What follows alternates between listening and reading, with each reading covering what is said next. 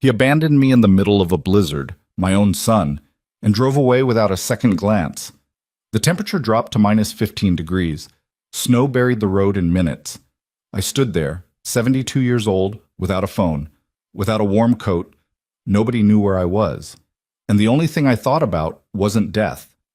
But why? Why could the son I gave birth to, raised, and loved my whole life do this to me? The answer, when I found it, hurt more than the cold of the blizzard that night. If you're reading this story, please like and comment the name of the city you're reading so I know how far my story has progressed. And don't go anywhere, because what happens next will be unbelievable. The last thing I remember before the cold truly set in was the sound of tires on packed snow, that particular crunch and squeal of rubber fighting for grip on ice, and then the red glow of Garrett's taillights disappearing into the dark. He didn't hesitate. That's what I keep coming back to, even now, months later, sitting in my kitchen with a cup of coffee gone cold beside me. He didn't break. He didn't slow down. He just went. Like I was a bag of old clothes he decided to drop at the side of the road. Like 72 years of being his mother didn't earn me so much as a backward glance. I want to tell this story right because it's easy to tell it wrong. It's easy to make myself sound like a saint and Garrett sound like a monster. And the truth, like most truths in families, is messier than that. I wasn't a perfect mother. I made mistakes. I held things too close and explained things too little, and there were years when Garrett and I talked past each other more than we talked to each other. I know that. I carry that. But nothing I ever did, nothing, came close to what he did to me that night on Route 9 up in the Blackthorn Mountain Pass. So let me start where it actually started, not where it ended. My name is Evelyn Mercer, and I was born in the same county where I've spent almost every year of my life. Harlan County, up in the northeastern part of the state, where the winters come early and stay long and the mountains don't care whether you're prepared for them or not. My husband Dale used to say the mountains had their own opinion about human beings, and that opinion was mostly indifference. Dale was a practical man. He grew up poor and died comfortable, and never forgot which direction he'd traveled to get there. We had Garrett late. I was 34 when he was born, which in our community in those years felt almost scandalous. People didn't say it to my face, but I heard the murmurs. Took them long enough. Wonder if there were problems. There were no problems. Dale and I just weren't in a hurry. We wanted to be ready. We wanted to have something to give a child besides love, because love alone doesn't pay for college or put food on the table in February when the heating bill comes due. By the time Garrett arrived, we had the house, the farmland outside of town, and Dale's business, a regional supply company that he'd built from a single truck and a lot of early mornings. We weren't wealthy in the way people mean when they say wealthy. We didn't have beach houses or investment portfolios I could name at a dinner party, but we were solid. We were the kind of family that could absorb a bad year without panicking. Garrett grew up knowing we were comfortable, and I think that knowledge did something to him that I didn't see happening in real time. It's only when you look back that you understand how a thing develops, how a child who never hears the word no attached to money starts to see money differently than a child who did. Not as something you earn, as something that simply exists, like weather, and that flows toward you when you need it. I'm not blaming myself entirely, but I'm not pretending I had nothing to do with it either. Dale died 6 years ago. Heart attack, fast and final, the way he would have wanted it if you'd asked him. He was 68 years old and he'd had a good life. And he told me once, a few months before it happened, though I didn't know then that it was before, that he wasn't afraid of dying. He was only afraid of leaving me without a plan. He didn't leave me without a plan.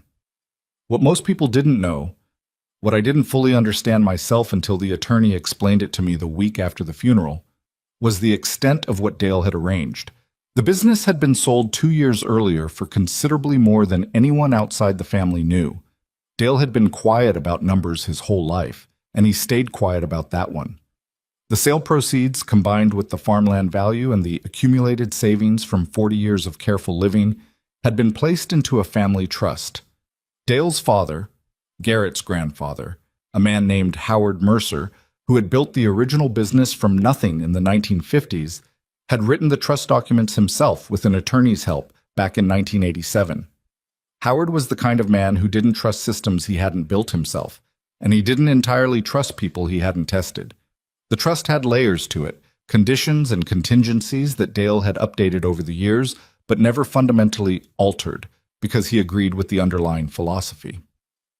The underlying philosophy was this: money should follow character, not bloodline. What that meant in practice was that I, Evelyn Mercer, widow, sole surviving trustee, held complete authority over the distribution of the family estate. Not Garrett, not any future grandchildren. Me. And the document specified, in language that Howard's attorney had made deliberately difficult to challenge, that my authority could not be transferred or overridden except by my own written consent. Dale told me about this, in general terms, over the years, but I don't think either of us ever believed it would matter the way it did. We assumed Garrett would grow into a man who earned his own way and received the inheritance as a supplement to a life he'd already built, not as the foundation of one. We were wrong about that. By the time Dale died, Garrett was 38 years old and had been through 2 businesses of his own, neither of which had lasted more than 3 years. The first was a landscaping company that he'd funded with a loan from us, $50,000 that he never repaid and we never asked about because it felt easier not to. The second was a real estate venture with a friend of his named Paulson, a smooth-talking man with good shoes and bad math, and that one ended in a lawsuit that Dale and I quietly helped Garrett settle because we didn't want his credit destroyed before he was 40. I don't tell you this to make Garrett sound incompetent. He wasn't stupid. He had charm and energy and a genuine ability to make people feel good about being around him. What he lacked was follow-through, and what he'd never developed was the kind of relationship with difficulty that builds real resilience. When things got hard, Garrett found a way to soften the landing. Usually with our help, usually without much conversation about how it had gotten hard in the first place. After Dale died, the calls came more frequently, not calls to check on me, calls with requests attached to them. Small ones at first. Could I cover his car payment while he waited for a deal to close? Could I transfer some money to his account to cover a deposit on a new office space? He was always just about to turn a corner. He was always right on the edge of something that was going to change everything. I said yes more than I should have. I'm not going to pretend otherwise. But I also started to notice things. The way the conversation shifted when I asked questions, the defensiveness that came in when I wanted details, the way Garrett's voice got tight and careful when I mentioned the trust, even in passing, even when I wasn't asking anything specific about it. He'd started doing research. I didn't know exactly what he knew, but I could feel that he knew something, and that what he knew had changed the quality of his attention toward me.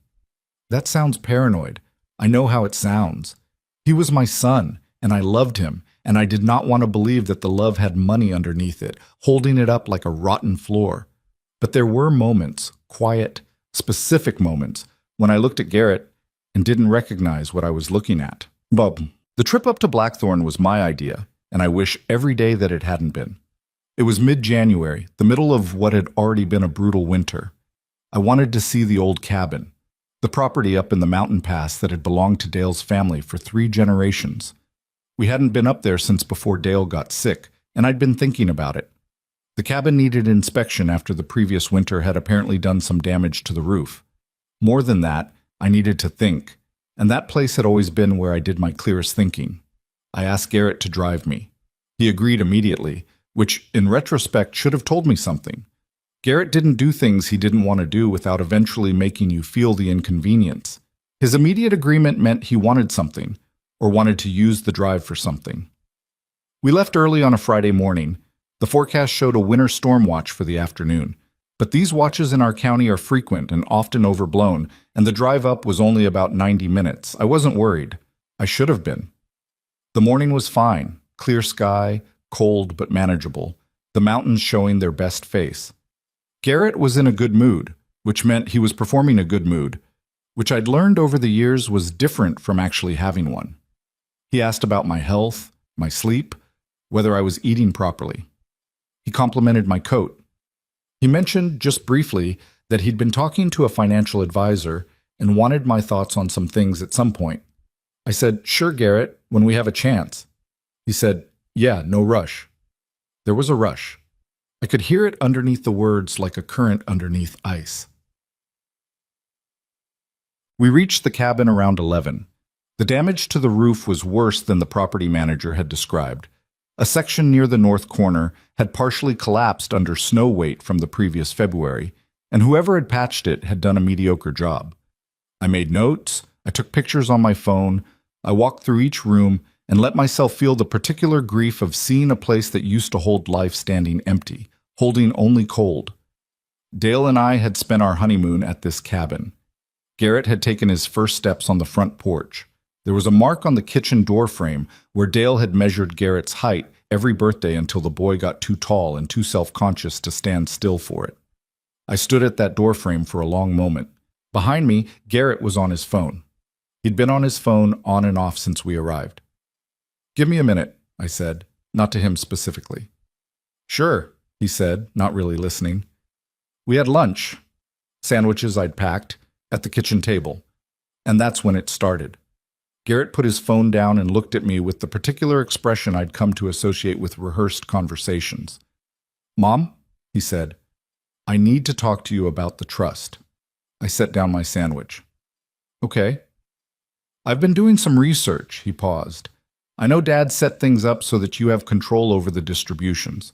I get that. But I want you to think about, practically speaking, what happens if something happens to you? The way it's structured now, there could be a really long probate process. There could be legal challenges, and I'd end up losing access to assets I'm supposed to have anyway." "Nothing is supposed to happen to those assets," I said. "That's not how the trust works. I'm not saying anything is going to happen. I'm saying we should be prepared." His voice was steady and reasonable. He'd prepared this. "I talked to a lawyer, not the family attorney, just someone I consulted, and he said that the current structure is actually pretty unusual, that it's rare for a surviving spouse to have this level of unilateral control without any kind of co-trustee or oversight." "Your grandfather wrote it that way deliberately," I said. "Granddad wrote it in 1987, Garrett said. "Things are different now." "The principle isn't different." He looked at me for a moment, recalibrating. Then, "Mom, I'm not trying to take anything from you. I'm trying to protect both of us. If we restructured things slightly, added me as a co-trustee, or set up automatic distributions at certain thresholds, it would actually make everything simpler." "Simpler for who?" The question landed between us like something dropped. Garrett's expression shifted, just slightly, just enough for me to see what was underneath the reasonable voice and the prepared arguments. It wasn't malice, exactly. It was hunger, and the particular frustration of a hungry person being asked to explain why they want to eat. "For the family," he said. "For the future." "Garrett," I kept my voice level, "I'm not changing the trust." The drive back started in silence and got worse from there. The storm had moved in faster than predicted. They almost always do in the mountains. And by the time we came off the upper pass and onto Route 9, the snow was coming sideways and the visibility had dropped to maybe 100 feet. Garrett was driving too fast. I told him so. "I know what I'm doing," he said. "Slow down, please." "Mom, I've driven in snow before." "Not in a storm like this, not on this road. Slow down." He slowed down, but he did it the way he did things when he was angry, abruptly, with an edge to it, like the compliance itself was an accusation. We drove in silence for a few minutes. The wipers were working hard. Outside the windows, there was nothing but white. Then he said, "You know what the problem is? The problem is you don't trust me." "Garrett, I'm serious.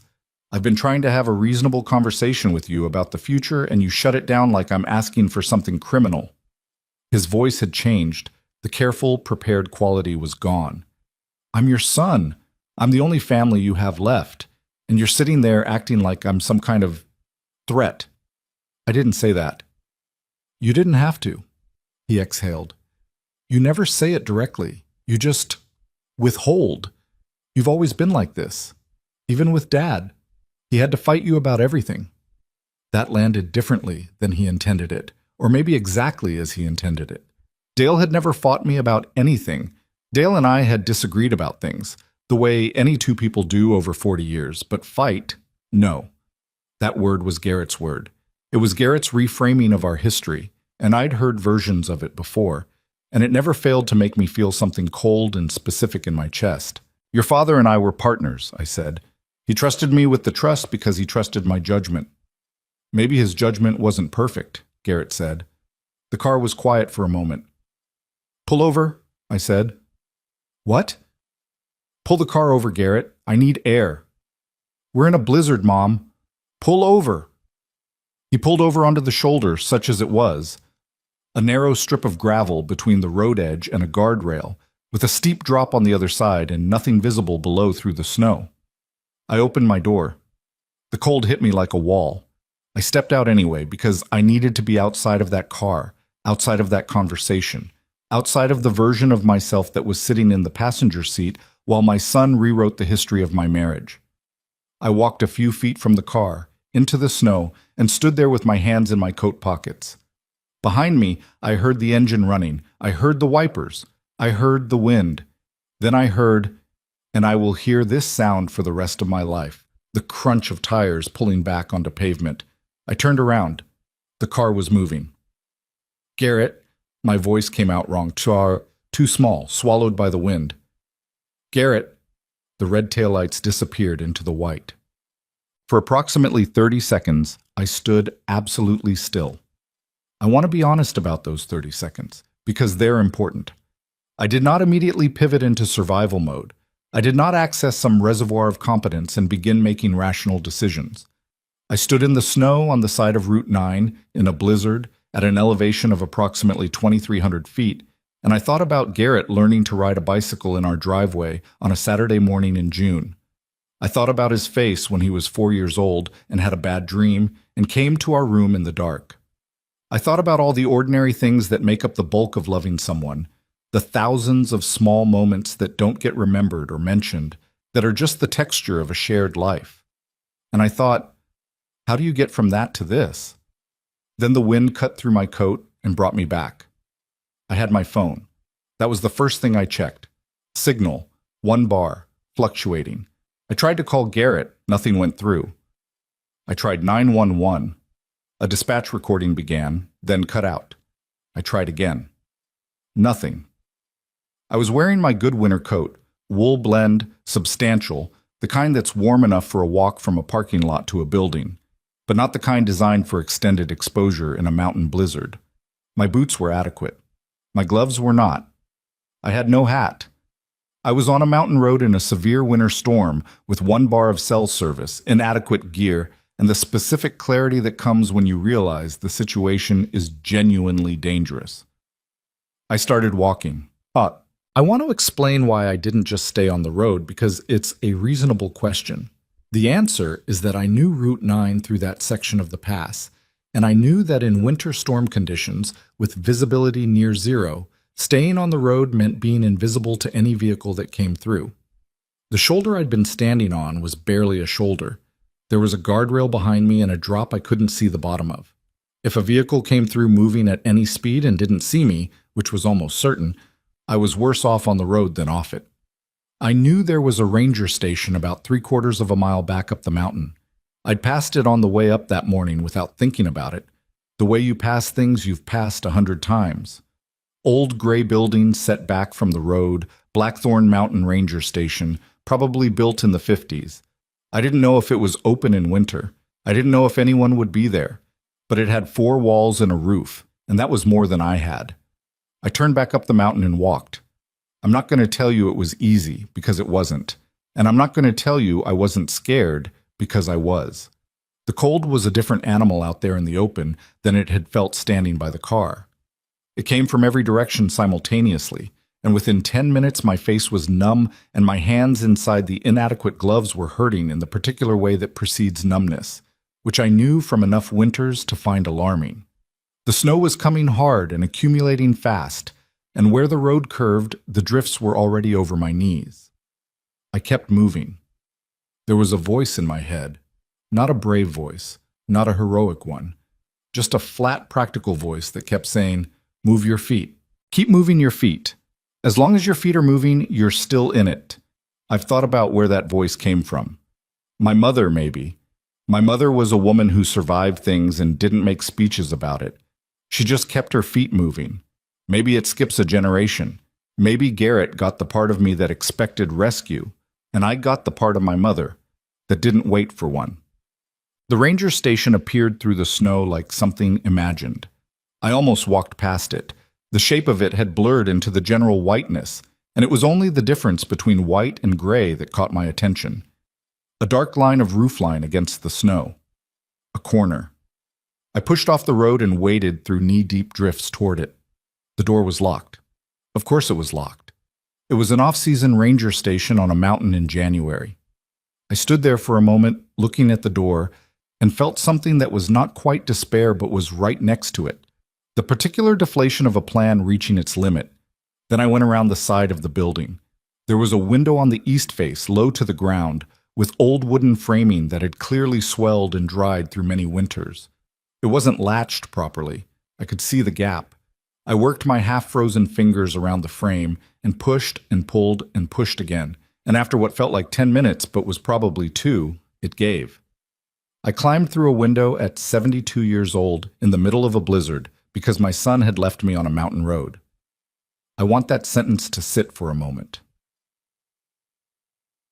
Inside the station was cold, but it was a still cold, the fundamental difference between standing inside 4 walls and standing in a wind.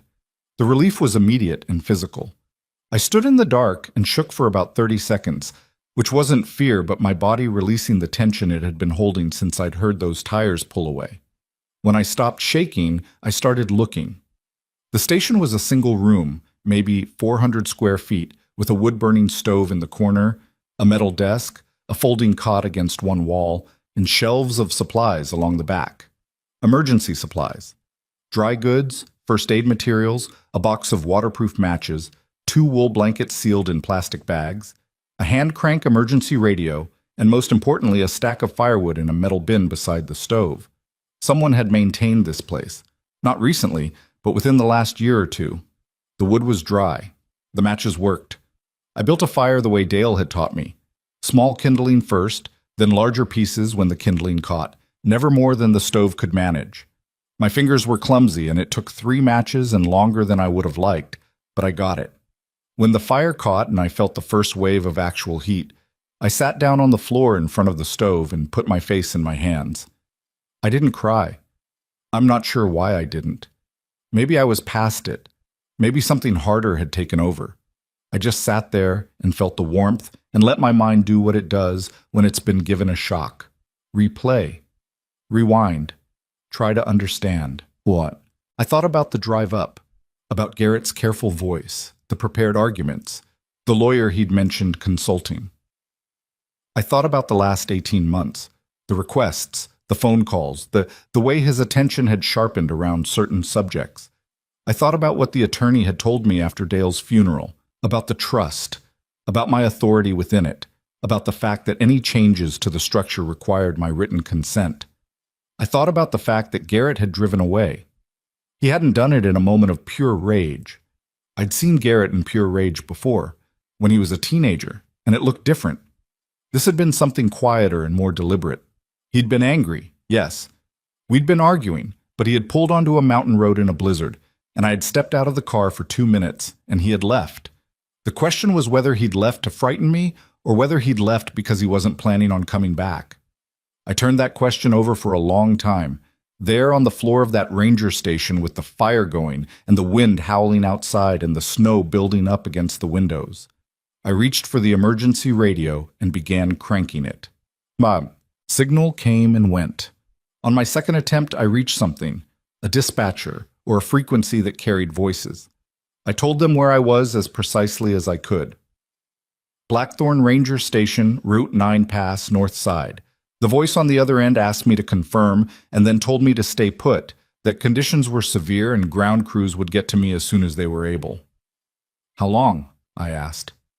Static. Then, ma'am, the pass is closed right now. We have multiple situations. We'll get to you. How long? I said again. More static. Could be morning. I settled in. I ate what was in the station that I could eat without cooking. crackers, a tin of something that turned out to be sardines, which I ate anyway because I was cold and hungry, and this was not the moment for preferences. I wrapped myself in both wool blankets. I fed the stove carefully, conserving wood. I kept the emergency radio near me in case I needed to reach dispatch again. And I thought. I thought about Dale, and about Howard Mercer, and about the kind of thinking that goes into building a trust document that specifies my authority explicitly enough to survive a legal challenge. Howard hadn't done that by accident. Howard had done that because he understood something about what inheritance does to people, about what the anticipation of money does to people, about the way love can curdle when it gets complicated by expectation. He'd built a structure to protect against that, and Dale had maintained it, and I had never fully understood, until that night, why they'd thought it necessary. But around 3 a.m, I heard the snowmobiles, 2 of them moving up from the south, and then voices outside, and then a knock on the door. Not the window, the door, which told me they'd come around the front and found it locked and were treating the situation correctly. I called out. They came around to the window I'd come in through and shone a light inside. "Evelyn Mercer?" A young man's voice, steady, professional. "Yes," I said. "We're going to get you out. Can you move okay?" I looked at my hands, which had come back to full sensation and were sore but functional. I looked at my feet, which were cold but responsive. I stood up without assistance. "Yes," I said. "I can move." They helped me out through the window, the same window I'd come in through, and wrapped me in additional gear and got me onto the back of a snowmobile. The ride down the mountain took about 20 minutes. I couldn't see anything. I held on. At the bottom, there was an ambulance. There were people with lights and questions and a thermal blanket that crinkled when it moved. There was a woman from County Emergency Services who held my hands and asked me to tell her what happened. I told her. I told her about the argument. I told her where we'd stopped, and that I'd stepped out, and that Garrett had driven away. I told her the time as best I could estimate it. I told her I'd walked back up the road to the ranger station because I knew it was there. She wrote it all down, every word. "Do you know where your son is now?" she asked. "No," I said. "We'll need to reach him. He may have reported you missing." I looked at her. "He may have," I said. What I didn't say, what I kept to myself in that ambulance, with the thermal blanket around my shoulders and the hypothermia check underway and the night still dark outside the windows, was what I was thinking. I was thinking about the trust, about the documents Dale had kept in the safe, about the attorney's phone number I had memorized, because Dale had asked me to memorize it, because Dale had told me, if anything ever happens, call Martin first, before you call anyone else. Call Martin. I hadn't understood why when he'd said it. I understood now. I held that knowledge close, warm, specific, and entirely my own. And I looked out the ambulance window at the dark and the snow, and I thought, I survived the mountain. I survived the cold. I survived my son driving away. Now came the part where I decided what to do about it. And I was, despite everything, still the one who held that power. Well, to be continued in part 2. The hospital kept me for 2 nights. Mild hypothermia, they said, which sounds mild until you understand what it actually means. That your core temperature had dropped low enough that your body was starting to make decisions about which parts of itself to protect and which parts to let go. My fingers on my left hand had early frostnip, not frostbite, which the nurse explained was a meaningful distinction. I would keep the fingers. The feeling in them would return fully within a week or 2. I was, in her words, extremely lucky. I nodded and said thank you and stared at the ceiling of my hospital room and thought about the word lucky. Lucky. Like it was luck that I'd known about the ranger station. Like it was luck that I'd spent enough winters in those mountains to know that you don't stay on the road. Like it was luck that Dale had taught me to build a fire when I was younger, and I'd never forgotten how. Maybe some of it was luck, but mostly it was 72 years of paying attention, and I was tired, in that hospital room, of things that I had earned being called luck. My neighbor, a woman named Carol Dietrich, who had been my closest friend for going on 30 years, arrived the morning after my rescue. She came through the door of my room with her coat still on and her reading glasses pushed up on her head, and her expression, Carol's expression when she was frightened, which looked exactly like anger. She sat down in the chair beside my bed and took my bandaged left hand very carefully and didn't say anything for a moment. Then she said, "Where is he?" "I don't know," I said. "Did he call?" "Not yet." Carol is not a woman who hides what she thinks. She's 68 years old and she's buried a husband and raised 3 children, mostly alone. And she has earned, in my view, the right to say exactly what she thinks without softening it first. She looked at me with that frightened, angry face and said, "Evelyn, he left you on a mountain." "I know. In a blizzard." "I was there, Carol." "Don't do that," she said. "Don't make a joke out of it." I squeezed her hand with my good fingers. "I'm not making a joke. I need to think clearly. I need to not be angry yet. If I get angry now, I'm going to make decisions from anger, and I can't afford that." She looked at me for a long moment. "What kind of decisions are you thinking about making?" "I don't know yet," I said. "But I need to call Martin." That was the first thing I did, that first morning in the hospital. I called Martin Cheswick, the family attorney, before I called anyone else, the way Dale had told me to. Martin had been Dale's attorney for 20 years, and mine by extension, and he was not a warm man, but he was a thorough one, which is what I needed. I told him in plain terms what had happened on Route 9. There was a silence on his end that went about 4 seconds too long. Then he said, "Are you somewhere private?" "Hospital room, alone." "Okay." Another beat. "Evelyn, I need you to tell me exactly what was said in the car, as precisely as you can remember it." I told him. The conversation about the trust, Garrett's argument about restructuring, the lawyer Garrett had consulted, the argument that had escalated. I told him about stopping on the shoulder. I told him about the taillights. Martin was quiet through all of it. When I finished, he said, "Did the rescue team file an incident report?" "Yes." The woman from County Emergency Services wrote down everything I told her. "Good. Don't talk to anyone about the trust. Not yet. Not until I've had a chance to look at a few things." "What things?" "The trust documents. Specifically the provisions around incapacitation and, Evelyn, I want to be careful about how I say this. There are provisions in the trust that address what happens in the event that you become unable to act as trustee. I want to review them before we have a longer conversation." I understood what he was not quite saying. "You're wondering if Garrett knew about those provisions." "I'm wondering several things," Martin said. "Let's talk in 2 days. Can you stay in the hospital 2 days?" "They want me here 2 days anyway." "Good. Rest. Don't make any calls to Garrett yet." I said I wouldn't. I hung up and lay there in the stiff hospital bed and looked at the window and thought about what Martin had just told me without quite telling me. The provisions around incapacitation. What happens if I'm unable to act as trustee? What happens, in other words, if I died on that mountain? Tolkien. Garrett called the afternoon of my second day in the hospital. I'd been expecting it. What I hadn't been able to predict was the version of Garrett I would get. The angry one, the guilty one, the scared one, or the one I'd come to think of as the prepared one, the voice he used when he'd rehearsed what he was going to say. I let it ring twice before I answered. "Mom."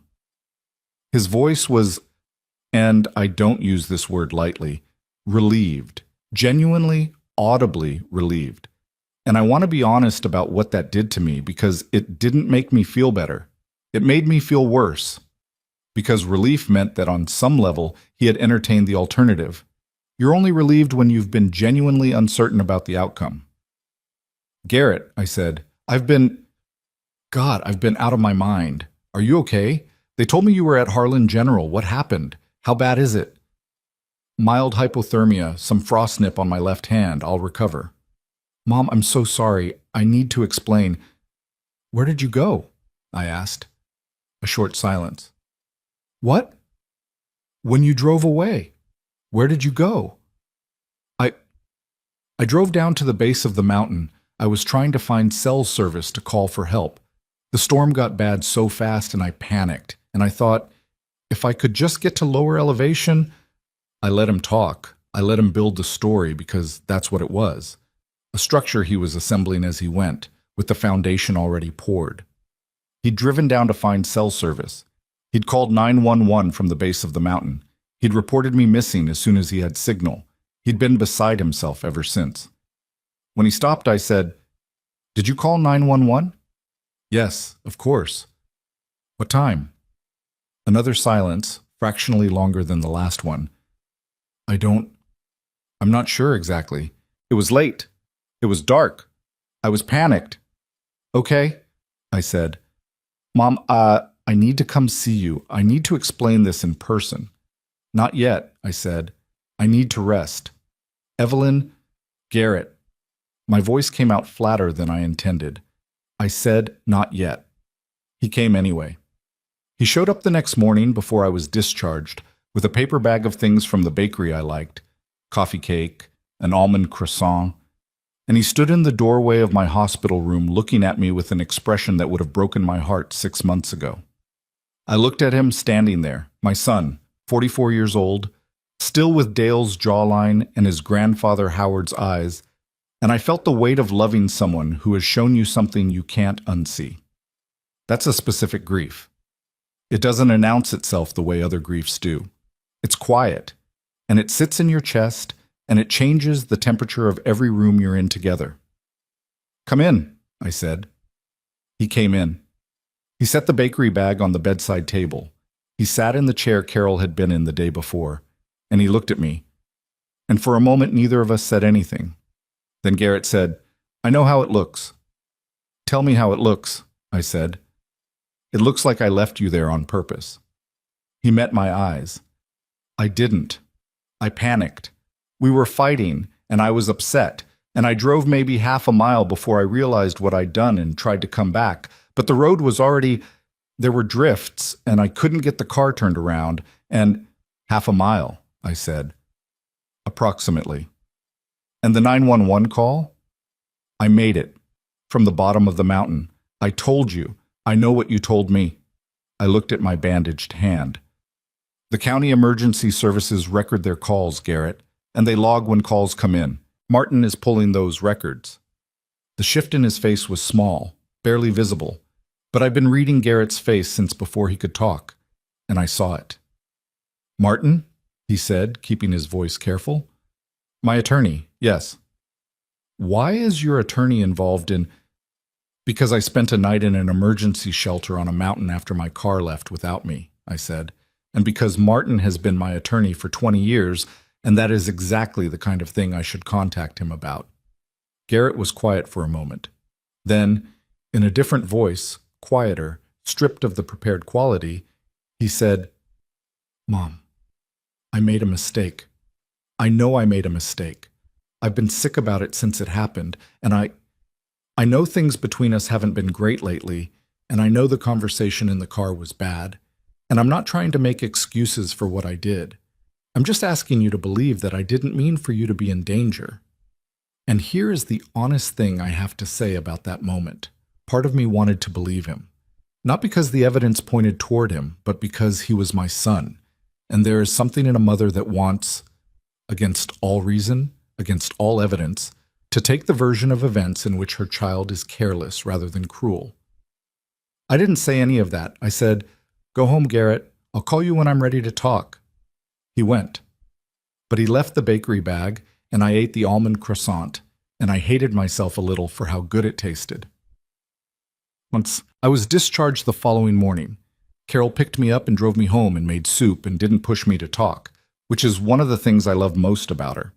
We sat in my kitchen and ate soup, and she told me about her grandson's school play, and I listened and felt, for the first time since the mountain, something close to ordinary. Then she said, without looking up from her bowl, "He's been telling people you got confused." I set my spoon down. "What?" "Around town. He told Ruth Ann Holt at the pharmacy that you'd been having some confusion lately. Memory things. He said that's what happened on the mountain, that you got disoriented and wandered away from the car." I sat with that for a moment. "He told Ruth Ann Holt," I said. "And I heard from Beverly at the diner that someone, she didn't know who, but the description, asked about you over there too, asking if you'd seemed okay lately, asking if you'd seemed forgetful." The air in my kitchen felt different. I understood, with a clarity that was almost physical, what Garrett was doing. He wasn't just building an alibi for the mountain, he was building a longer story, a story in which I was a woman whose mental faculties were failing, whose judgment was compromised, who could no longer be trusted to manage complex affairs. The trust provisions. Martin's careful question about incapacitation. Garrett had done his research. He knew that if I became incapacitated, legally, medically incapacitated, unable to act as trustee, the authority over the estate would have to transfer somewhere, and he was trying to build a record that said the incapacitation had already begun. I picked my spoon back up and finished my soup. "Thank you for telling me," I said. "What are you going to do?" Carol asked. "I'm going to get better first," I said. "And then I'm going to make sure everyone who needs to know what actually happened on that mountain knows exactly what happened." Getting better took 3 weeks. Not physically. Physically, I was functional within 10 days, the frost nip resolved, the fatigue lifting. But I was deliberate about it, about being seen to recover fully and clearly, because I understood now that my recovery was evidence. My ability to manage my own affairs, to speak clearly and make decisions and account for my own history. That was evidence, and I was going to make it undeniable. I called Martin twice during those 3 weeks. He had, as he'd said he would, pulled records. The 911 log from the night of the storm showed that a call came in from a number registered to Garrett Mercer's cell phone at 11:47 p.m. I had been rescued at approximately 2:30 a.m. The timeline between those events was longer than Garrett had implied, and the location from which the call had been made, determined by tower data, was not the base of the mountain. It was a gas station 17 miles south of the pass. He had driven 17 miles before he called. Martin explained this to me with his characteristic flatness, the tone of a man delivering information without editorializing because he considers editorializing unprofessional. I appreciated that about him. I didn't need someone to tell me how to feel about it. I already knew. "What does this mean?" I asked. "It means the rescue report, the 911 records, and the location data together tell a story that's difficult to reconcile with what your son has been telling people," Martin said. "The incident report from County Emergency Services includes your account of what happened. That's on the record. If anyone attempts to argue, in a legal context, that your judgment is compromised, these records establish clearly that you assessed the situation correctly, made a rational decision to seek shelter, located an appropriate facility, maintained your safety for approximately 4 hours in severe conditions, and provided a coherent and accurate account to rescue personnel upon recovery. So the records establish I'm competent. The records establish that the version of events being circulated informally is not consistent with documented facts," Martin said. I almost smiled at that. That's the nicest way I've ever heard anyone say someone's been caught in a lie. Martin cleared his throat. "I wouldn't characterize it yet, but I do think you need to be present at the estate review meeting. The trustees have a scheduled annual review in 6 weeks. Given everything, I'd strongly recommend you attend in person." "I was planning to," I said. "Good." A pause. "Evelyn, there are some family members who've reached out to me on Garrett's behalf. Cousins, one of Dale's nephews. They're asking about the trust, general questions, framed as concern. I think you should know." I thought about that. Dale's family. People who had been at our table for Thanksgiving and Christmas, who had come to Dale's funeral, who had watched Garrett grow up. People who, if Garrett had been working on them, might have been hearing a particular version of my mental state for weeks now. "How many?" I asked. 3 calls, 2 by the same nephew, Robert, over consecutive days. Robert Mercer, Dale's brother's son. He'd always been deferential to Garrett in the way that people are when they're hoping proximity to something will benefit them eventually. "Thank you," I said. "I'll handle Robert." "How?" "By being completely fine when he sees me in person," I said. "Visibly, undeniably, completely fine." I handled it, but not without cost. The weeks of my recovery were not peaceful. Every conversation I had felt weighted differently than it used to. I was scanning people, measuring their responses, trying to determine what they'd already heard and from whom and how much of it they believed. That's an exhausting way to exist. It makes you distrust your own perceptions of people. And I've always valued my perceptions of people. I've generally been right about them. The women in my book club were mostly straightforwardly supportive. They called, they sent food, two of them came by on a Thursday afternoon, and we sat in my living room and they were careful with me in the way that good friends are when they know something happened, but don't want to push. Beverly from the diner did stop by, and I gave her coffee, and we had a normal conversation, and I saw her relaxing as the conversation went on, saw the tension in her shoulders releasing, and I understood she'd heard something and was now revising it. That was the work of those weeks, not just recovering, revising the story, person by person, through the simple act of being present and coherent and myself. Garrett called twice. I kept the conversation short and gave him nothing. He sounded stretched, I would say. There was a quality to his voice that I hadn't heard before, something tightly wound that wanted badly to come loose. I didn't help it come loose. I answered his questions with short, accurate answers and let the silences sit. On his second call near the end of the third week, he said, "I heard you've been talking to Martin." "Martin is my attorney," I said. "I talk to him regularly." "About what happened on the mountain?" "About several things." "Mom." The stretched quality in his voice pulled tighter. "I just want to know where things stand. I think you owe me that." I've thought about that sentence many times since. I think you owe me that. The particular entitlement in it, the assumption that I owed him an account of my own legal affairs, that the relevant framework here was debt and obligation, that he was the creditor in this conversation. "I don't owe you a status update, Garrett," I said. "I'll be in touch when I have something to say." I hung up.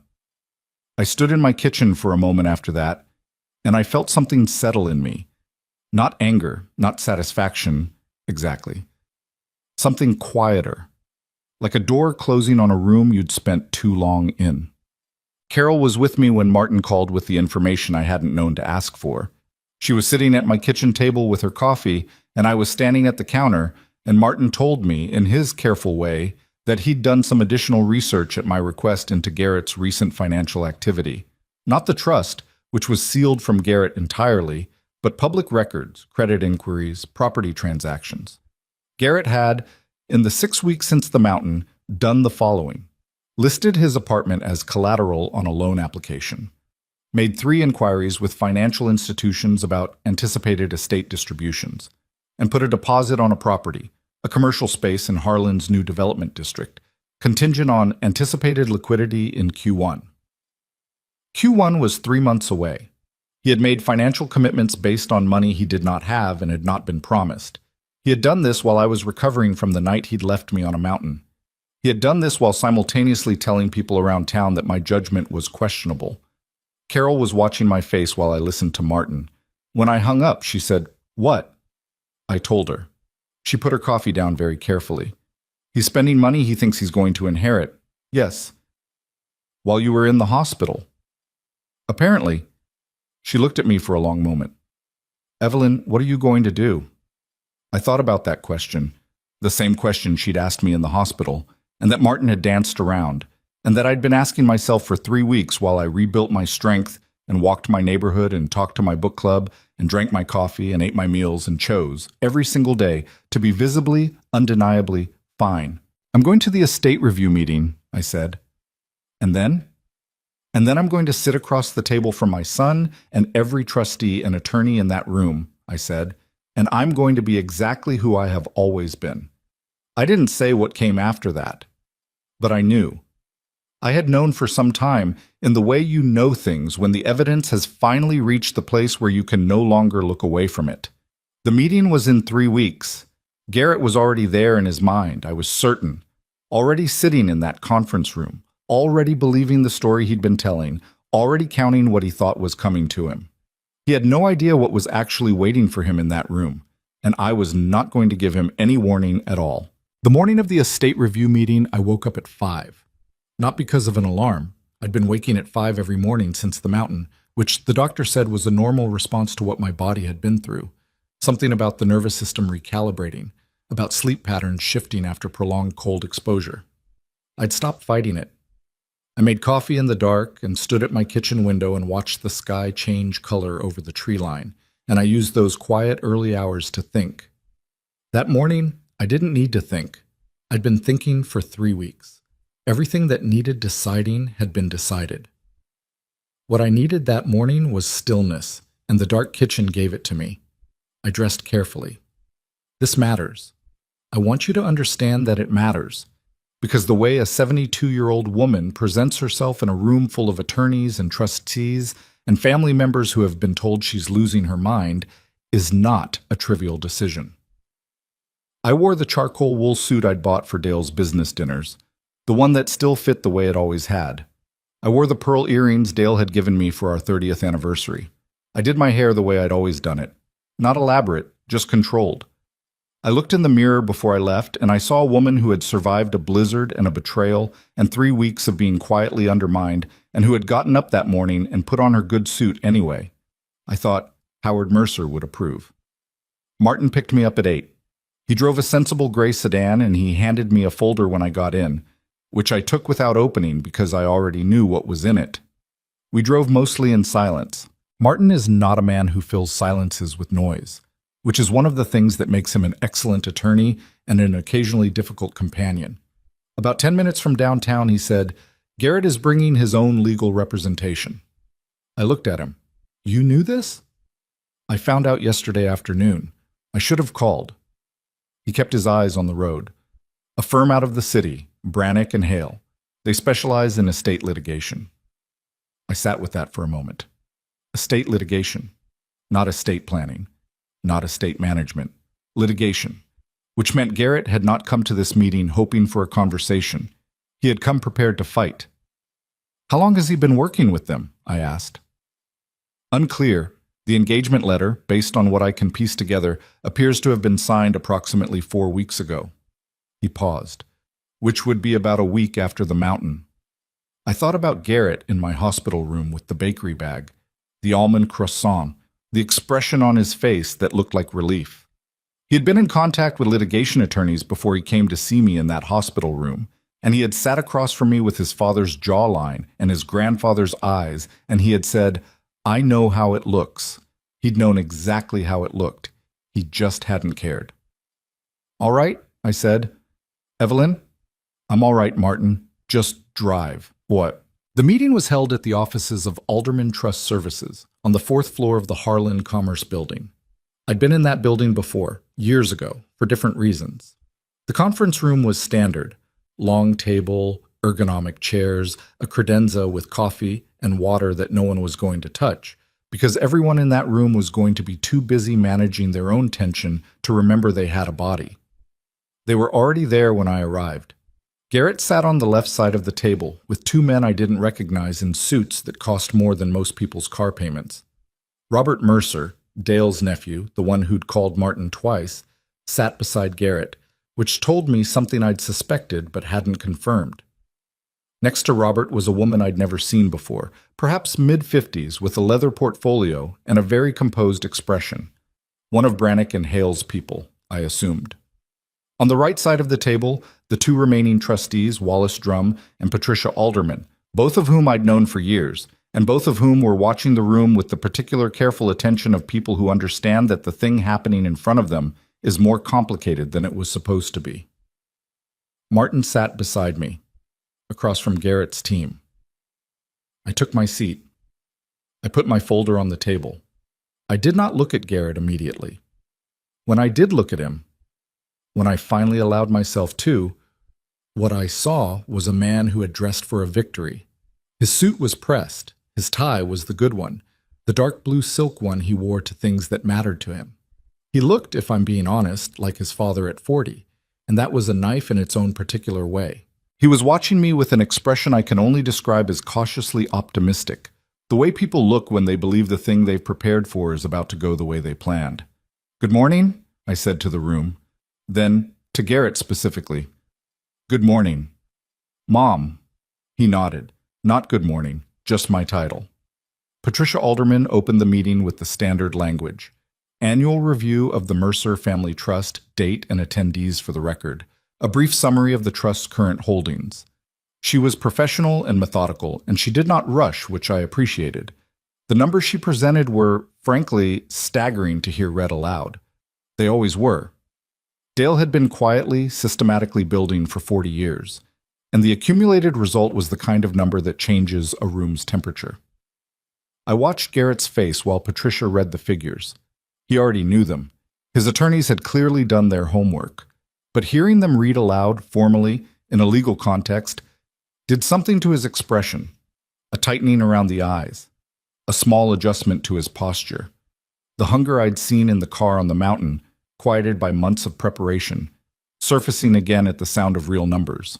When Patricia finished, the man on Garrett's left, who introduced himself as Leonard Brannick, the senior partner, cleared his throat and said, "Before we proceed to the standard review items, my clients would like to address a matter of some urgency regarding the trust's current administrative structure." Martin said, without inflection, "Go ahead." Brannick laid out the argument with the practiced smoothness of someone who had made similar arguments many times before. The current trustee structure, he said, placed unusual and arguably inappropriate concentration of authority in a single individual. He used words like risk, vulnerability, oversight gap. He cited the recent incident on Blackthorn Mountain. And there it was. There was the mountain, arriving in the conference room like a third party, as evidence of the need for reassessment. He said, carefully, that his clients had concerns about the primary trustee's capacity to fulfill her responsibilities given recent events. Capacity. That was the word. Not competence. Capacity. The clinical word, the one with legal weight. I listened to every syllable. I did not move. When Brannick finished, Patricia Alderman said, "Do you have documentation supporting this assessment of capacity?" Brannick opened his portfolio. "We have statements from several community members attesting to observed changes in—" "I'd like to see those," Martin said. Brannick passed copies across the table. Martin reviewed them. I did not reach for a copy. I already knew what they said, in general terms. I'd been building toward this moment for 3 weeks, and the reading of those statements was not going to surprise me.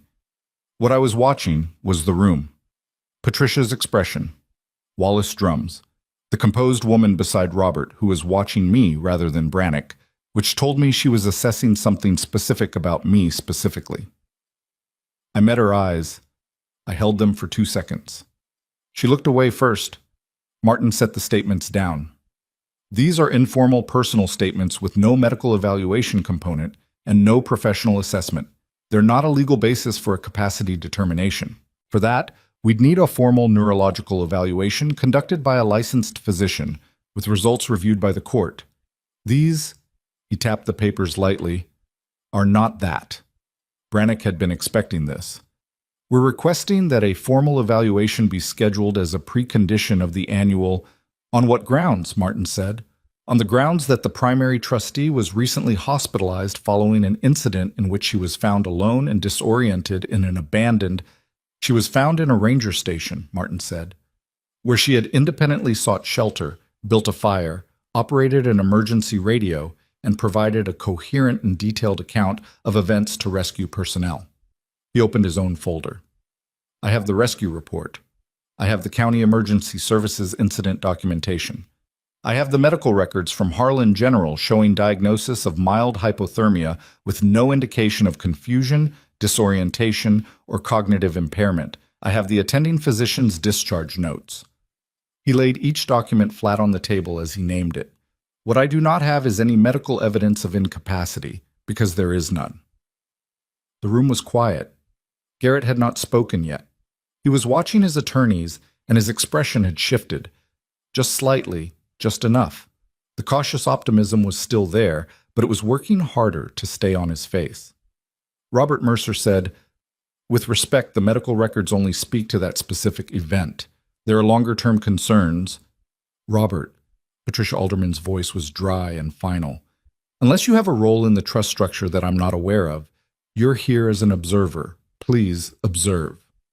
Robert sat back. Then Brannick tried a different angle. He said that regardless of the capacity question, there was a legitimate concern about the structural concentration of authority in a single trustee, and that regardless of the trustee's current health, Prudent estate management suggested a co-trustee arrangement. He presented a proposed amendment, a document already drafted, that would add Garrett Mercer as co-trustee with equal authority over distributions. I picked up that document. I read it. It was thorough. I'll give Brannick that. The language was careful and the framing was cooperative. This wasn't a power grab. It was a protective measure. It was modern best practice. It was what a responsible family would do. It made Garrett sound like the concerned party and me sound like the party being protected. I set it down. No, I said. It was the first word I'd spoken since the meeting started, and the room, all of it, every person in it, noticed. Brannick looked at me. Mrs. Mercer, I'd encourage you to review the document more carefully before I read it, I said. The answer is no. Perhaps if you discussed it with Mr. Cheswick, Martin and I have discussed the trust structure at length over the past 3 weeks, I said. My position is not a result of insufficient review. It's a result of thorough review. Brannick shifted his weight slightly. May I ask the basis for your refusal? I looked at him. Then I looked, for the first time since that first exchange of good mornings, directly at Garrett. I'd like to ask my son a question, I said. Martin did not react. He'd known this was coming. Garrett said, Okay. When you drove away from me on Route 9, I said, how long did it take you to call 911? The room temperature changed. I felt it. Not metaphorically, not dramatically, but actually. The air in that conference room became different in the 2 seconds after I asked that question. Garrett said, Mom, this isn't... How long, Garrett? I told you, I drove to get signal and I called as soon as... You called from a gas station 17 miles south of the pass, I said. The tower data establishes that. The call came in at 11:47 p.m. I stepped out of the car at approximately 9:15. I watched his face. That's 2.5 hours. You drove 17 miles and waited 2.5 hours before you called someone. The silence that followed was the loudest I've ever been in. Garrett's face had gone through several things in quick succession. Surprise? Then a flash of something that looked like calculation, then a smoothing over attempt that came too late. His attorney put a hand on his arm, which was attorney language for stop talking, but Garrett wasn't talking. He was looking at me with an expression I'd never seen on his face before, not in 44 years, and I recognized it after a moment. It was the expression of someone who has just discovered they've been underestimating someone for a very long time. The incident report is in the record, Martin said to the room, level and quiet. The 911 log is in the record. The location data is in the record. If anyone would like copies, I have them. No one asked for copies. Patricia said carefully, I think we should take a short recess. Get. The recess lasted 15 minutes. I stood in the hallway with my coffee. I finally wanted it now. And Martin stood beside me, and we didn't talk. There wasn't anything to say. The documents had said it. Robert came out of the conference room and looked at me from 10 feet away, and then looked away and went toward the water fountain and got a drink and went back inside. He did not speak to me. I didn't particularly want him to. What I was thinking about during those 15 minutes was not Garrett or the attorneys or the documents. I was thinking about Dale, about the specific way Dale had looked at me across our kitchen table 30 years ago when we'd had a difficult decision to make about the business, and he'd said, You see things clearly, Evelyn? That's not common. Don't let anyone talk you out of it. I'd thought at the time that he was talking about the business decision. Now I understood he'd been talking about something larger than that. When we went back into the conference room, the atmosphere had changed. Brannick and his colleague had conferred, and whatever they'd conferred about had produced a recalibration. The argument about capacity was effectively off the table. I could see that in the way Brannick arranged his papers, the things he put away versus the things he kept out.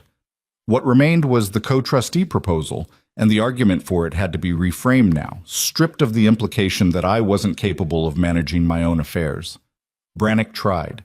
He was good at his job, and he tried.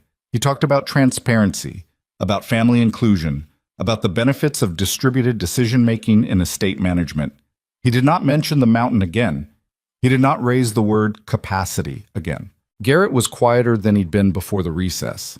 He spoke once, toward the end of Brannick's presentation, and what he said was, "I just want to be involved. I want to be part of the family's future." I looked at my son when he said that. I thought about what being part of the family's future had cost me so far. The $50,000 for the landscaping company, the lawsuit settlement, the years of requests and accommodations, and the steadily loosening boundary between what was his and what was mine.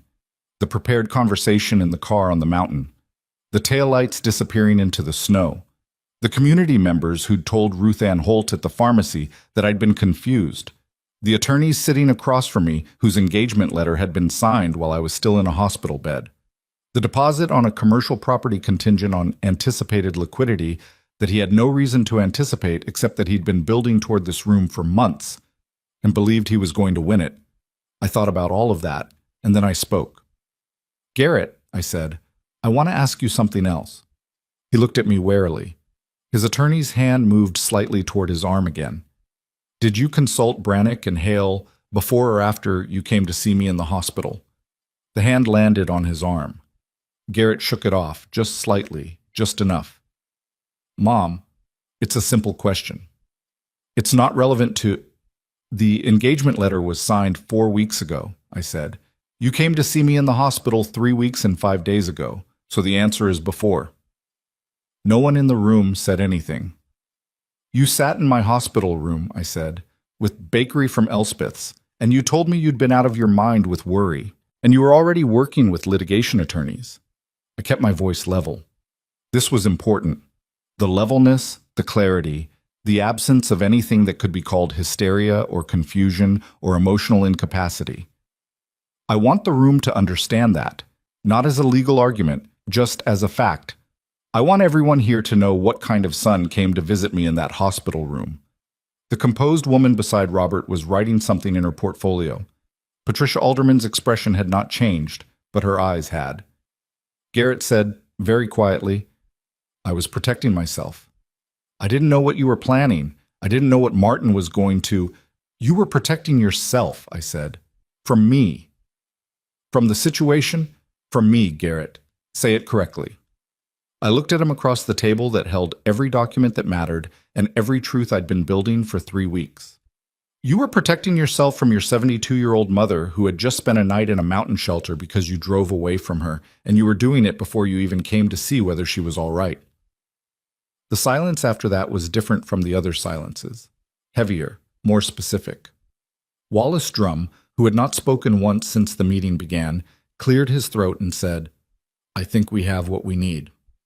What followed was procedural, the formal review of accounts, the trustee confirmation, the standard annual documentation that the meeting existed to address. Brannick and his team participated minimally.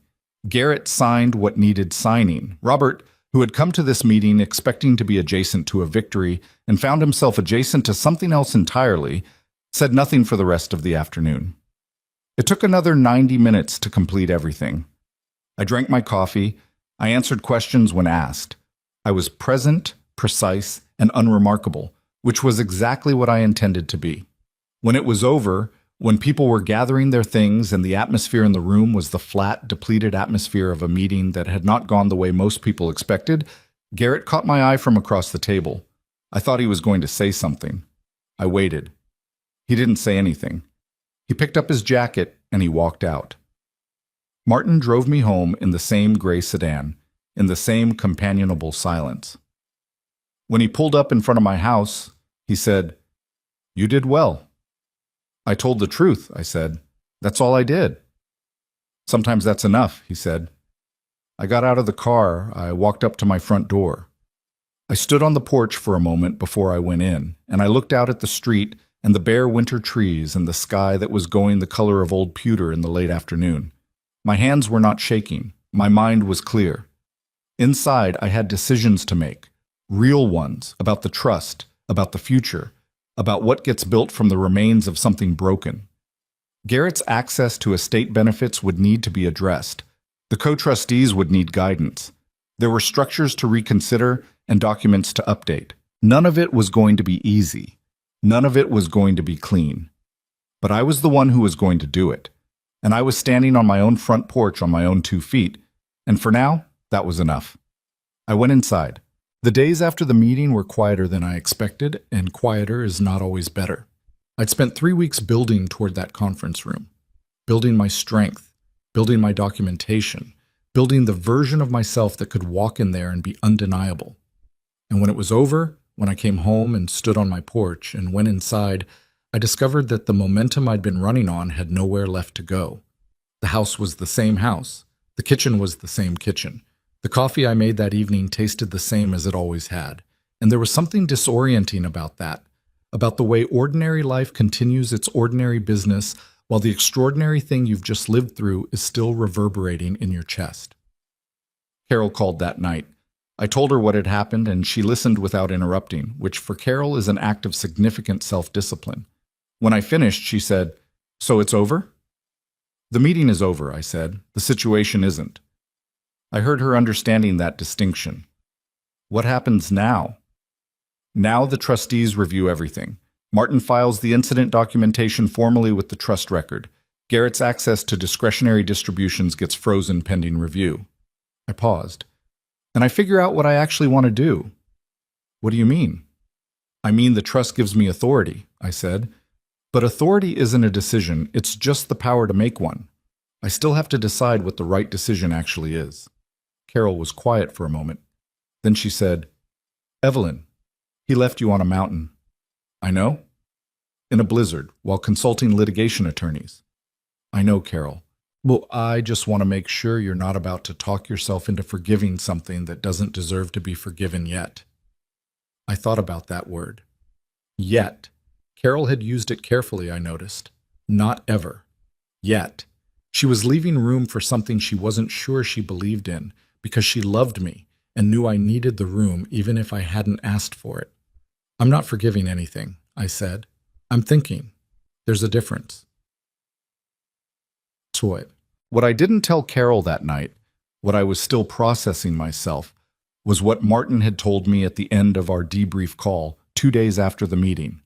Garrett's financial situation, as it turned out, was considerably more precarious than I'd understood. The loan application he'd filed using his apartment as collateral had come back declined. The commercial property deposit he'd put down, the one contingent on anticipated liquidity, was now in dispute because the seller had invoked the contingency clause and was demanding either closing funds or forfeiture of the deposit. And Brannick and Hale, whose fees for estate litigation were not modest, had sent Garrett their first invoice. Garrett was not broke. He had savings, a modest income from consulting work he did intermittently, the apartment he owned outright. He was not destitute, but he had built a financial structure, loans, deposits, commitments, around the assumption that this meeting would go differently, and now that structure was collapsing in real time. I sat with that information for a long time. Here's the thing about watching someone face consequences for what they've done to you. It is not as satisfying as you think it's going to be. I had expected to feel something clean and righteous when the situation turned. What I felt instead was complicated and tired. Not sorry for him. I want to be clear about that. I was not sorry for him, but something other than satisfied, something closer to the particular grief of watching a person become something you didn't raise them to be and understanding that the becoming had happened slowly, over years, and that you'd watched it happen and told yourself a different story about what you were seeing. I went up to the cabin the week after the meeting, not to the mountain, not Route 9, not the ranger station, not any of that.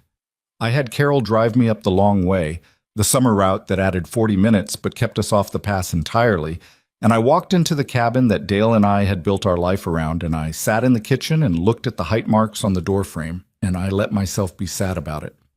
Not angry. Sad. Anger I'd been doing for weeks. Sadness I'd been keeping at a distance because I needed to be clear-headed, and grief and clear-headedness are not compatible in the short term. I cried in that kitchen. I'm not ashamed of it. I cried for Dale, and for the version of Garrett that used to stand at that doorframe while his father measured him, and for the distance between what a family is supposed to be and what mine had actually become. Then I wiped my face, and I looked at the collapsed roof section in the north corner, and I thought, it needs fixing. The damage doesn't stop being damage because I've been busy looking at other damage. That was the moment I understood what I was going to do. Not the specifics. Those came later. But the principle. The roof needs fixing. The things that are broken need tending. And I was the one who had to decide which things were worth tending and which things were too far gone. Garrett called me 10 days after the meeting. I'd been waiting for it. He'd gone quiet after walking out of the conference room, which was unusual for him. Garrett's instinct was almost always to talk, to re-engage, to find the angle that might shift things in his favor. The silence meant he was reassessing, regrouping, figuring out his next move. When he called, his voice was different. Not the prepared voice, not the performed voice.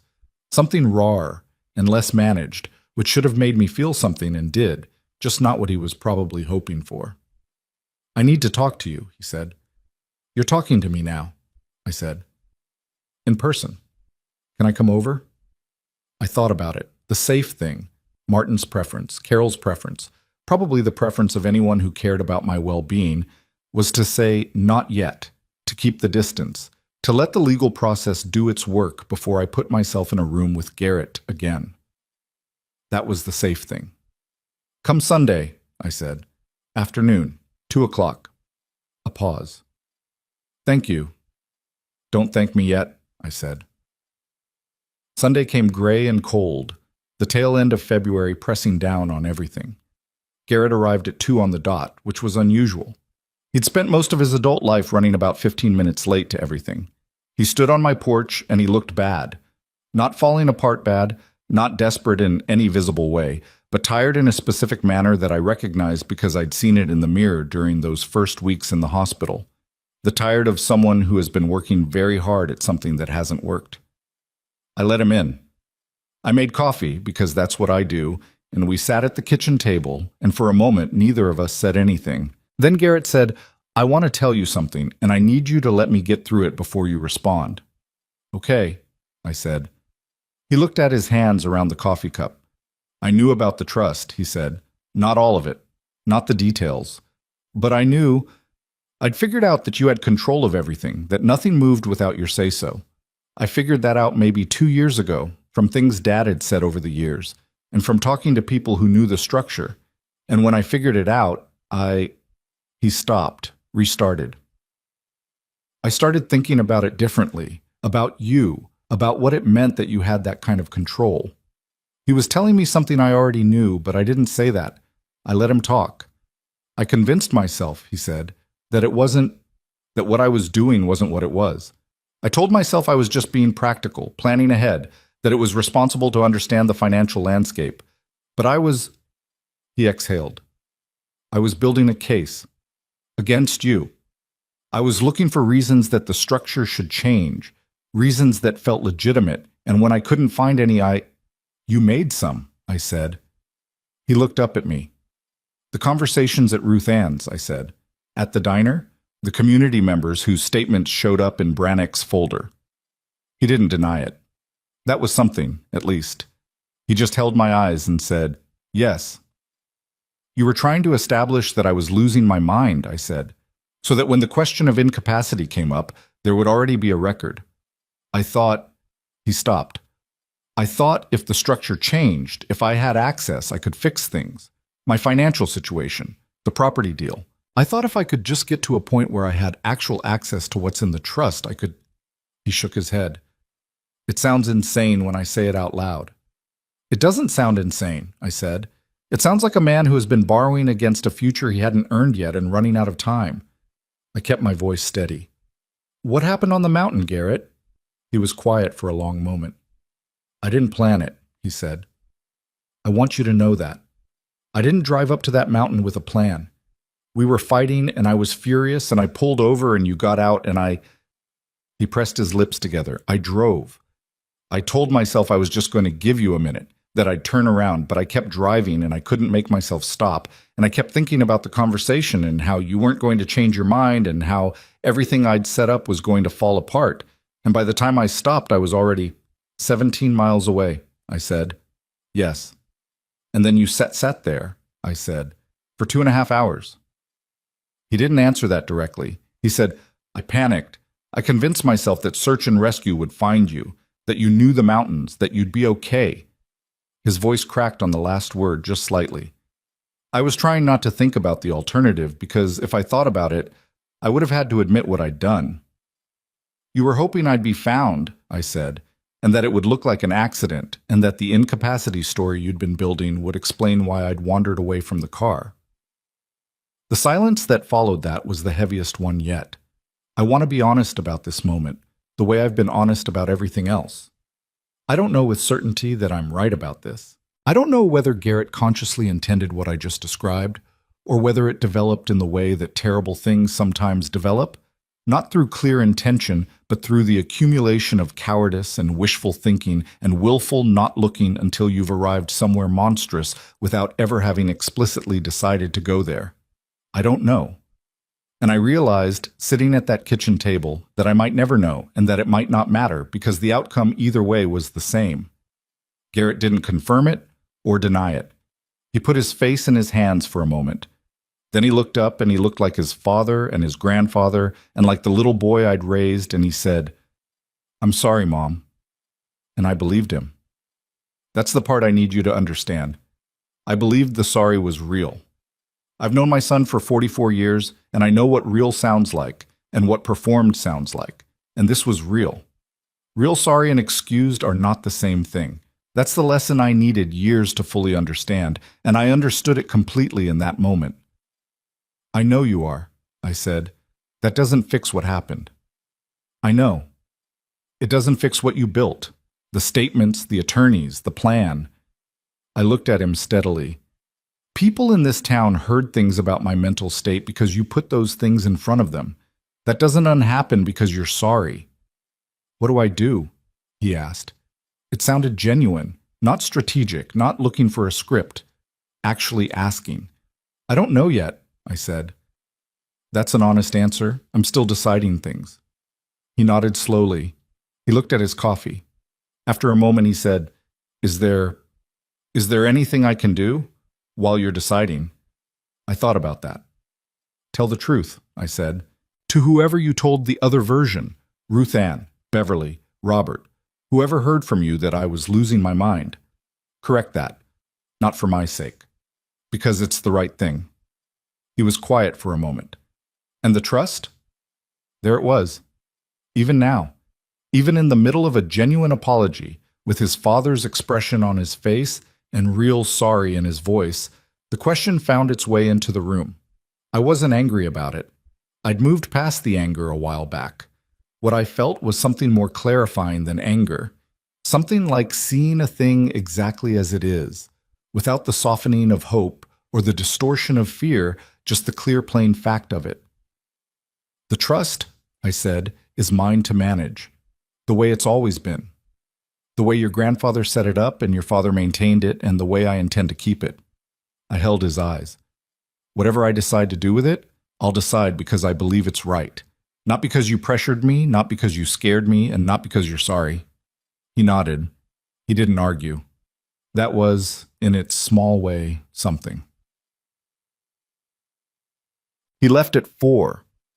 I stood at the window and watched his car back out of the driveway and turn onto the street and drive away. Different this time. No blizzard, no mountain, no taillights disappearing into white. Just a man leaving his mother's house on a gray February afternoon, going back to a life he'd partially dismantled, chasing a future he thought he was owed. I turned away from the window and I sat back down at the kitchen table and I picked up my phone and called Martin. "He came," Martin said. Not a question. I'd told him Garrett was coming. "He came," I said. "And?" He admitted to most of it, not in so many words, but enough. I paused. I want to start the process of reviewing the trust structure formally, not changing it the way he wanted. Nothing like that. But I want to understand every option I have, every tool available to me. What kind of tools are you thinking about? I want to know what a responsible distribution of this estate looks like, I said. If I'm building it from scratch, if I'm asking not who is in my family, but what would actually do some good. There was a beat of silence. Then Martin said, "That's a significant undertaking."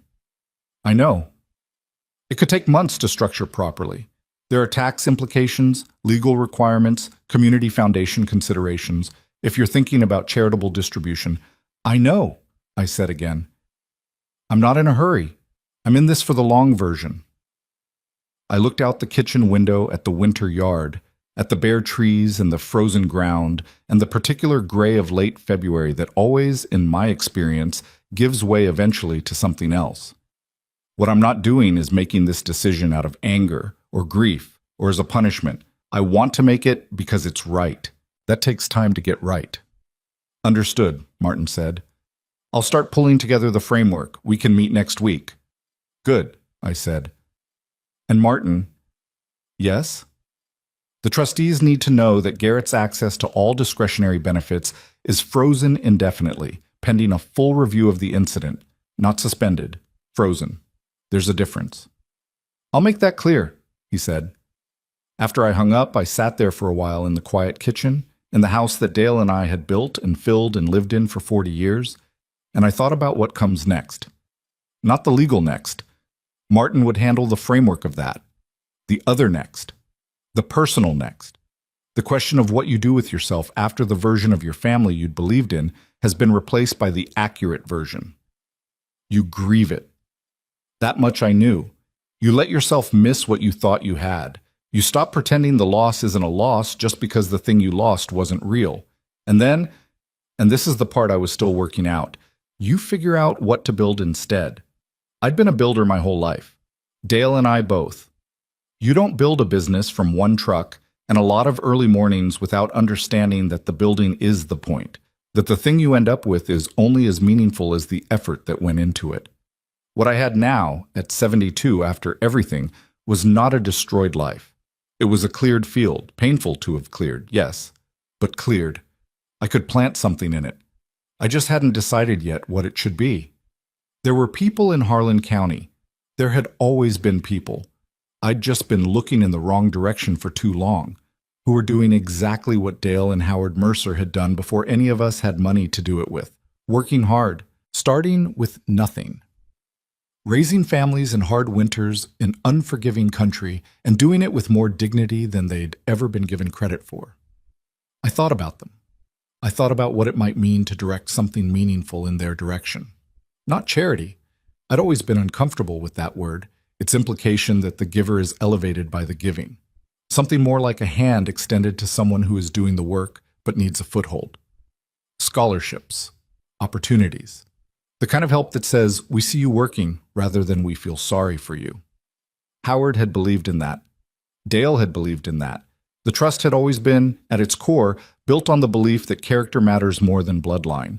Garrett had spent a year trying to prove that wrong. I intended to spend the rest of my life proving that right. The details would come. The decisions, the structures, the documents. Martin would build the framework, and I would review it and revise it and argue about it with him over coffee in his office. And we'd get it right eventually, the way anything worth doing gets right. Slowly, imperfectly, with a lot of revision. What I knew that evening, sitting alone in my kitchen in the last gray light of February, was the direction. Sometimes that's enough to start with.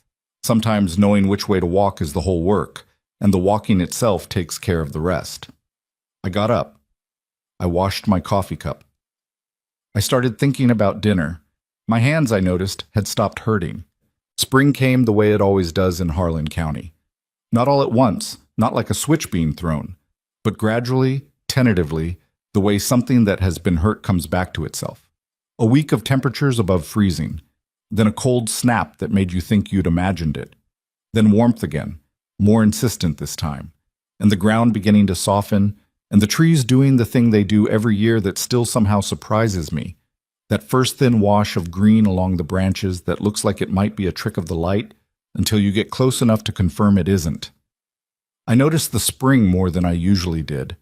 I think nearly dying will do that to you. You stop walking past things. March and most of April had been consumed by the work Martin and I had undertaken, the careful, exhausting, occasionally contentious work of restructuring the trust's future distribution. I mean contentious between Martin and me, not between me and anyone else. Martin is a thorough man, and thoroughness and urgency do not always cooperate. And there were meetings where I pushed for something faster, and he pushed back with his careful voice and his careful language, and I would go home frustrated and then wake up the next morning understanding that he was right, and I'd been in too much of a hurry. Patience is a muscle. You exercise it or you lose it. I had exercised mine on the mountain and in the hospital and in the conference room and at my kitchen table across from my son. And by the time spring arrived, I found that I had more of it than I'd expected.